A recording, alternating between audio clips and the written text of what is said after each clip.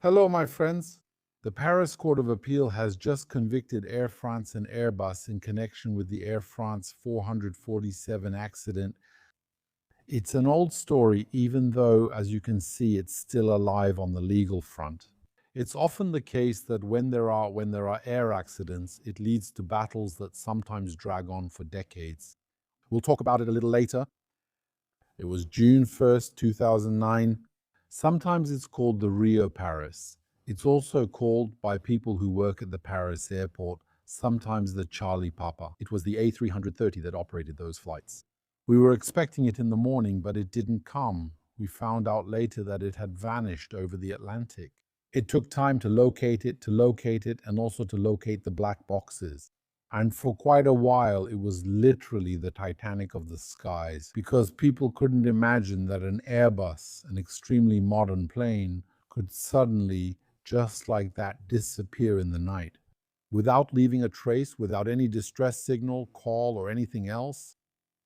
In any case, I'd like to tell you a couple of things. Air France and Airbus will probably appeal to the Court of Cassation. What the Court of Cassation will potentially do is not necessarily go back over the facts. It will just check if the Court of Appeal applied the law correctly or not. So there are going to be two things. That will just add more pages to this saga.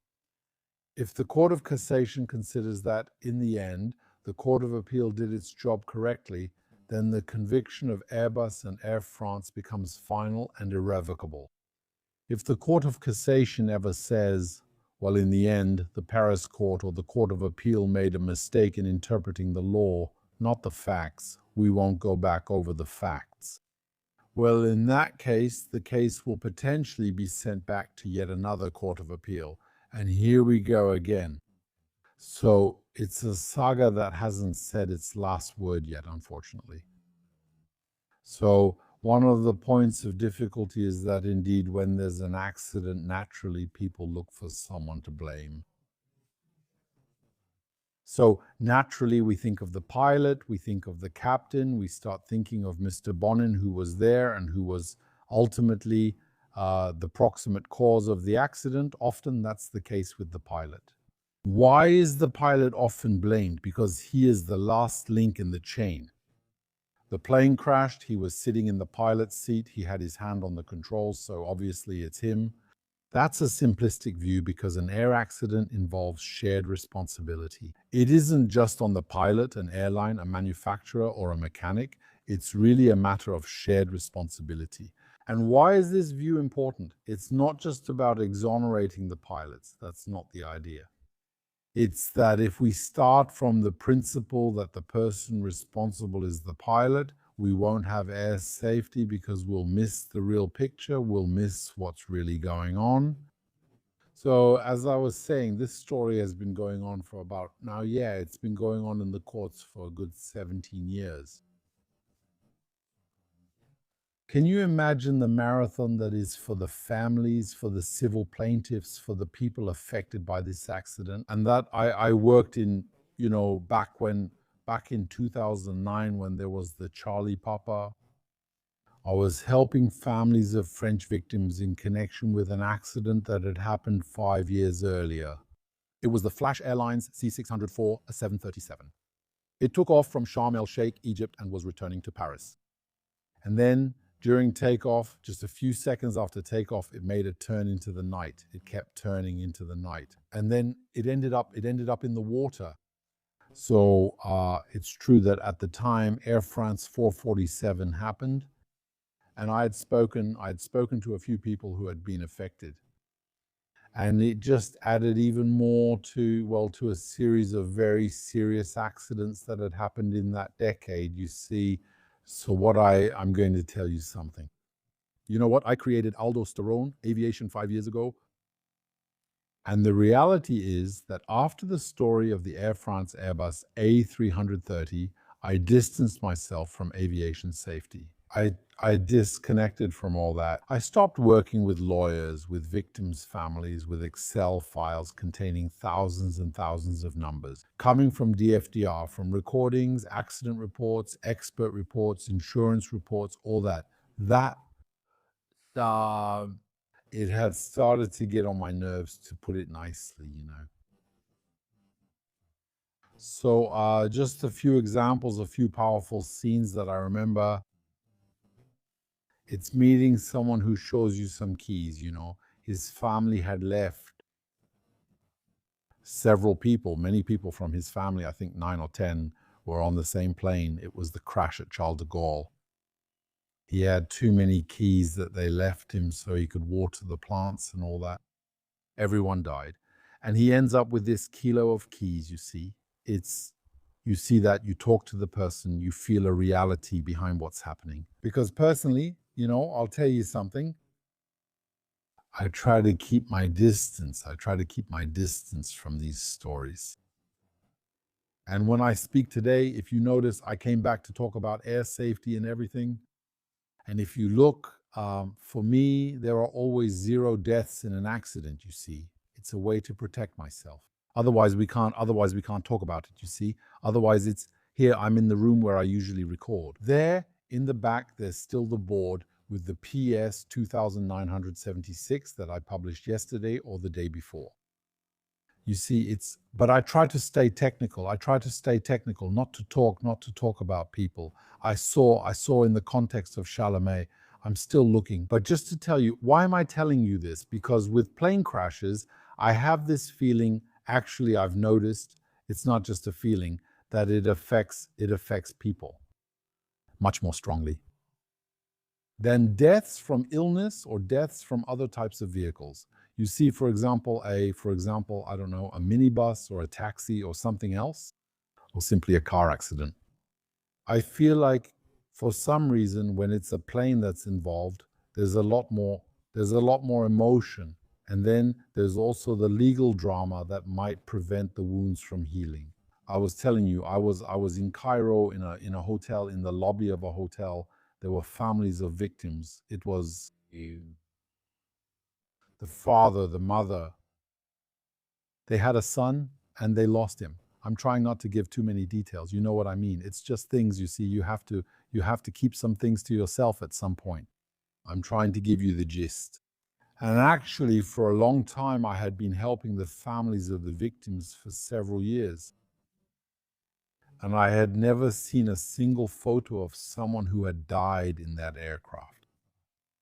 That means I was working a little bit with, like I told you, with basically 0 to go on. We were virtually at 0. And actually, the father opens his wallet and shows me a photo of his son.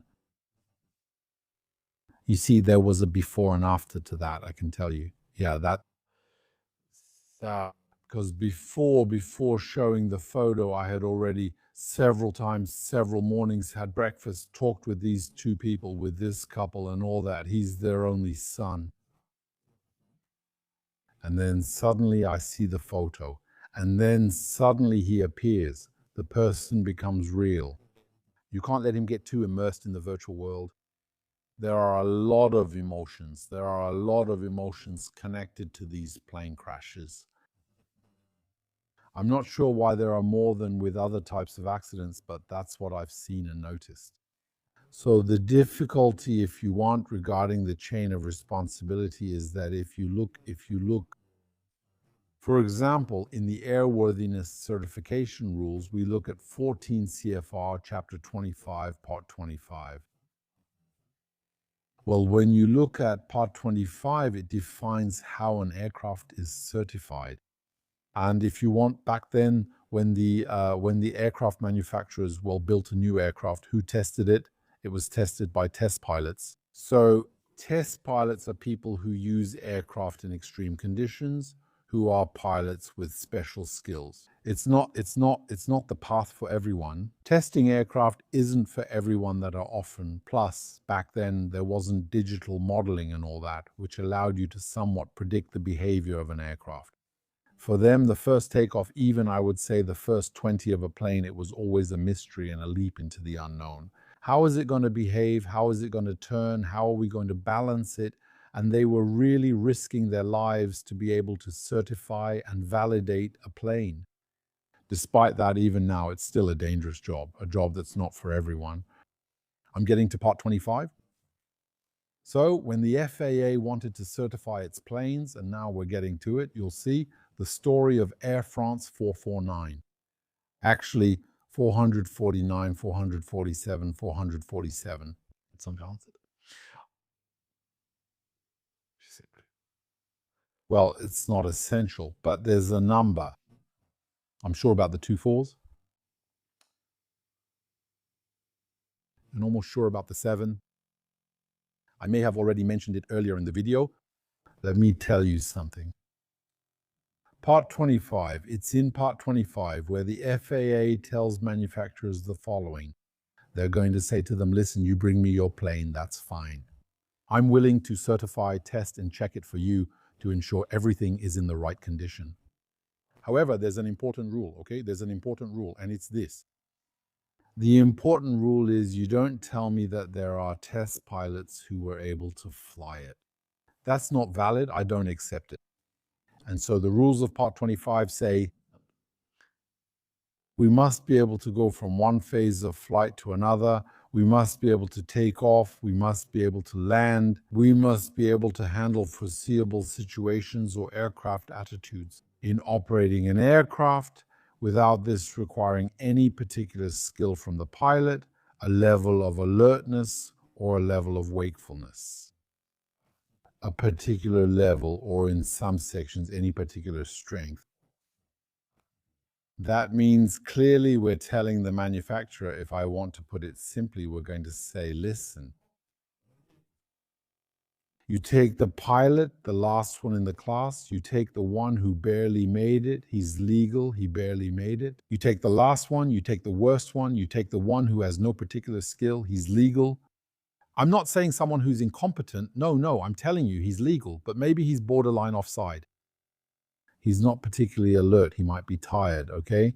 He's not the strongest, he's not a force of nature, even physically. Although on Airbus, physical strength isn't really required like it is on Boeing's and others.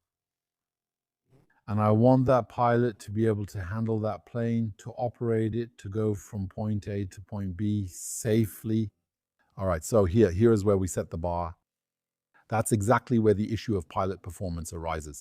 That is to say, since we have this context set, this bar set for the pilot's competence, it's not possible afterwards to defend yourself by saying, or it's very difficult to defend yourself by saying, yes, but the pilots weren't up to the task, or they didn't do this, or they didn't do that. Yeah, it's very difficult. Because precisely your job as a manufacturer is to make sure of that. So you see, that's really the constant concern of a manufacturer. It's to make sure that a pilot, as the law defines it, a borderline case, I'm exaggerating, it's just because of what people say. Part 25 requires that a pilot still be able to maneuver this aircraft, you see? But there we still had several pilots, thousands and thousands of flight hours, years of experience behind them, professionals who flew the A330, all that. And then, well, they weren't able to recover it. You see what I mean? And that's where it gets tough to defend yourself against that as a manufacturer. And then actually at the time there was this idea that personally I didn't have. I had never agreed with it, but it was an idea that was expressed among the pilots, among the Airbus pilots during their training. And all of that is that the Airbus doesn't stall. It's not a plane that stalls. So in an Airbus, in the end, it's like a Boeing. I mean, it's a plane that obeys the same laws of physics, the same aerodynamics, except that we've put computers in it, we've put programs in it.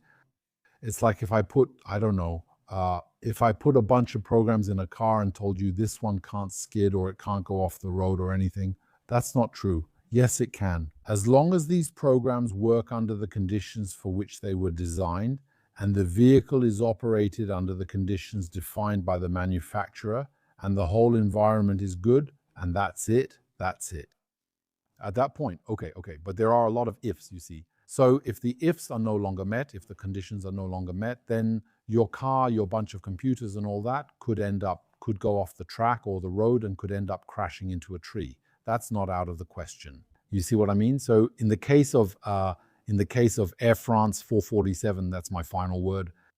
In the case of Air France 447, what happened is that there were sensors There were sensors that had shown a tendency in past incidents to ice up. And so at the time, there was talk of replacing them, except that it wasn't considered urgent. So in retrospect, yes, in retrospect, we know today that it was urgent, that it should have been done, all things considered. Yes, today we know that. But we always know these things after the fact in hindsight. In advance, it's not obvious. All the planes in the world that are flying today, there are always discussions, whether it's from one part or another, or from a probe or a sensor, or from an instrument or a circuit or something else, that need to be changed at some point, sometimes during refueling, sometimes at the next maintenance, sometimes before the next flight. You see, there are always these kinds of things. That's part of the life of airplanes. There's nothing special about saying, yes, well, there are probes that need to be changed. Okay, it's planned, we'll change them. As long as you don't have an accident, it's fine. But the day you have an accident, you wonder if you underestimated the level of urgency. That's it.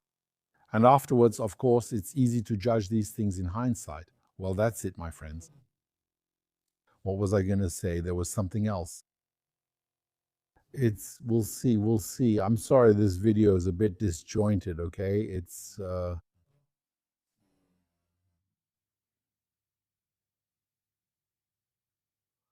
always difficult, because we need someone to blame. The human brain needs someone to be responsible. And I know the temptation is very strong to say, well, it's Airbus's fault. They should have replaced those damn sensors and we wouldn't be here. Yes, I know. We could have said it's the pilot's fault. Yes, they should have. They should have done that. Yes, they should have. Was the plane recoverable, for example? Was the plane recoverable at any point? Okay, I tried this on an Airbus simulator, an A330. I also tried this on an Airbus A320 simulator several times. Is it recoverable? Well, the simulator, those are big simulators on stilts with hydraulics and all that. They have quite a bit of simulation capability, but they're not perfect either. So I'll tell you what happens on one of those simulators. What happens is that you climb to 35,000 feet. You want to make it stall. While you force it into a degraded control law. All right, because if you stay in normal law, the Airbus prevents wild deviations and eventually stops you from stalling. There are protections, so we remove them. Then to make it stall, you realize you still have to work at it. It's not, having tried it several times, honestly, you don't do it by accident. You really have to go for it. You really have to work to get a stall. So once you have the stall, you have to keep pulling so that the plane drops at a high vertical speed.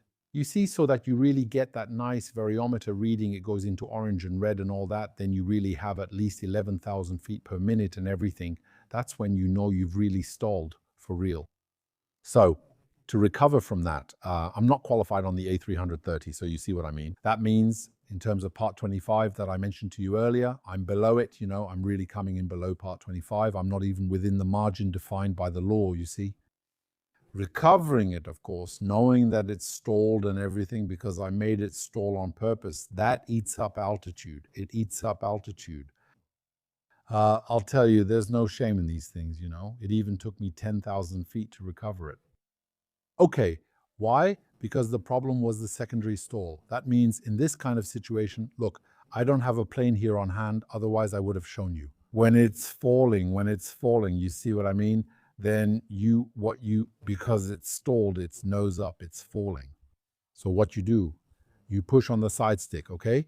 You push on the side stick, you bring the nose below the horizon, all right? Then you can add some thrust if you want. And actually what will happen is that the speed will come back into an acceptable range. But the thing is, the rate of descent is still very high. It's still falling. Okay, we get it. Aerodynamically, the wings are flying again, and that's good. That's the good news. The bad news is that your vertical speed is still high. So if you start to pull on the side stick to recover it, right, you take the side stick, you start to pull gently to recover it. Well, you're going to demand from the wings not just to lift you, right? That's not enough. But you're going to demand from them that they provide enough lift to stop this damn fall, okay? So you're going to ask a lot from them. Depending on how, you might ask too much. If you ask too much from them, you get a secondary stall. That means the wings reattach, you start pulling on the side stick, and then your whole simulator gets shaken. And that's when you realize the aircraft is stalling a second time, you see. And then how do you get out of it? You push forward on the side stick. You have no choice. That's the only way. You push forward on the side stick. You wait for it to reattach and you try to recover. Recover as slowly as possible, as gently as possible. The very first time I tried, I recovered. After 3 secondary stalls and the famous 10,000 feet, the next time just 1 secondary stall and maybe 5, 6, 7,000 feet still, right? And the third time, it was much less, the numbers were nicer, without any secondary stall. But after that, you start to see it. You start to feel that you're getting close to the secondary stall. But this kind of training didn't exist at the time. In fact, even now it doesn't exist. It doesn't exist. What I did in the simulator, it's a private exercise. It was a private request to say, let's do this, let's do this, let's do this. But that's not part of the curriculum. We don't teach pilots, unfortunately, to do real stalls, deep ones. Really, with a variometer, meaning keep it. I know the variometer goes to minus 11,000, 10,000 feet per minute. We don't teach that. That's because we consider those are situations that don't exist in real life, you see, until the day they do. And there you go. All right. So like I was saying back then, we thought that if you take a plane and put electronics in it, computers and all that, it wouldn't stall. The day it stalls, well, there you go. You have guys in there thinking about everything except that, okay? And that was a big problem. And on the cognitive level, you can get tunnel vision and say, it's not that, it can't be the stall, or it doesn't even cross your mind, really. It doesn't even cross your mind, and they start trying to understand. And actually, at times, they even had the impression that when they moved the side stick, it's a plane packed with electronics, with computers, and you know how we are with computers. So we have this tendency to think, well, the computer messed up, nothing is working, right? So we're all like that. And maybe, I don't know, I'm just speculating that maybe they have the impression that nothing is working. In the sense that it crashed, if you want to put it bluntly, it crashed, it messed up, nothing is working. I do it, look, I'm moving the side stick around, nothing happens. Because you see, the plane is very slow, it's nose up, it had a very low speed, so at some point when there's not enough air over the control surfaces, moving them doesn't do much. So as a pilot, you can get this feeling that you're moving the side stick in all directions, but your plane isn't moving, it's not responding. So you might get the impression that it locked up, but in an unimaginable way that nothing is responding anymore. You see, actually, with the Airbus, you can pretty much consider that the system, even if there aren't any cables going directly to the control surfaces, like on a Boeing 737, for example, you can consider that it's equivalent. Normally, a regular pilot, in his whole life, in his entire career, will never see a situation where he moves the side stick and the control surfaces don't move in a way that's consistent with it. There are two cases in history. There was a Lufthansa case where the ailerons weren't consistent with the side stick. The ailerons were doing the opposite, but that was fixed. It doesn't happen anymore. That's now. If they reversed a big connector with a lot of wires, and when they soldered, they reversed it, then the ailerons moved, but in the wrong direction. What's important when checking the movement of these flight controls is to make sure that not only do they move, but that they move in the right direction. That's important. It happened once, was recovered, and the co-pilot recovered it. And there was only one case, I think it was in Estonia, where the side stick on an Airbus A320 no longer moved the flight control surfaces. So only one case in the entire history of Airbus. I mean, for the cables, we can also find a case in history. You see what I mean? It shows the reliability of the cables or the electrical systems or the flight systems. Electrical reliability matches that of the cables. So if one day you're moving the side sticks and you think the control surfaces aren't moving, I think there's more of a problem with your perception of things. Question yourself. I don't think it's the system that's at fault in the balance of probabilities. It's more likely that you just feel like something is wrong rather than there actually being a problem. Here you go, friends. I have something else to share. There are a lot of people who ask me this question. Listen, for me, the way I fly, the way I travel, all airlines are on the blacklist except the one I've put on the white list.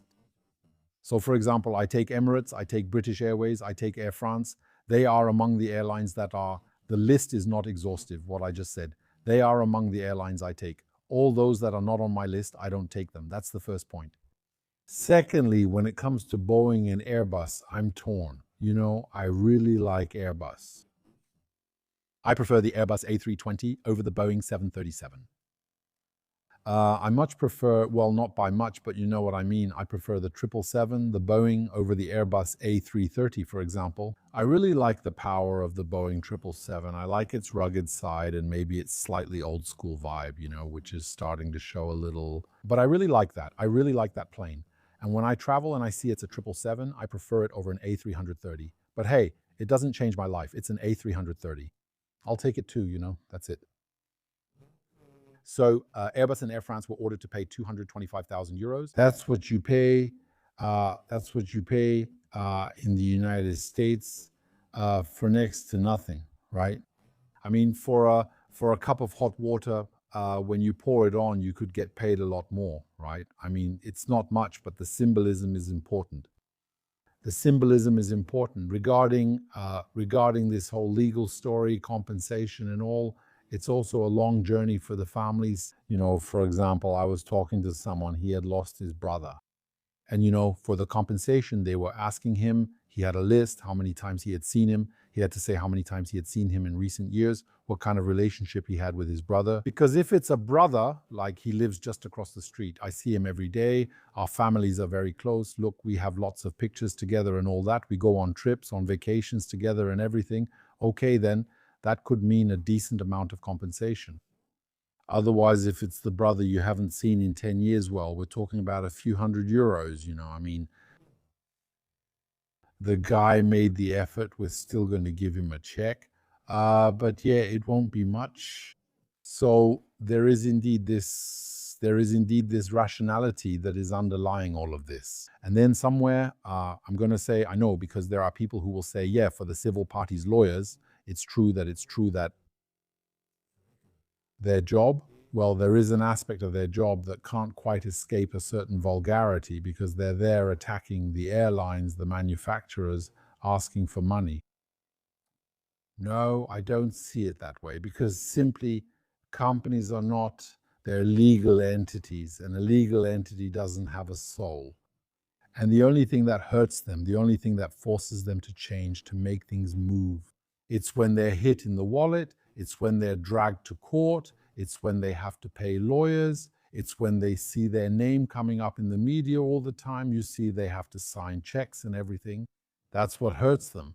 But otherwise, if no one ever filed complaints against anyone, air safety would still be stuck in 1965, I'm telling you.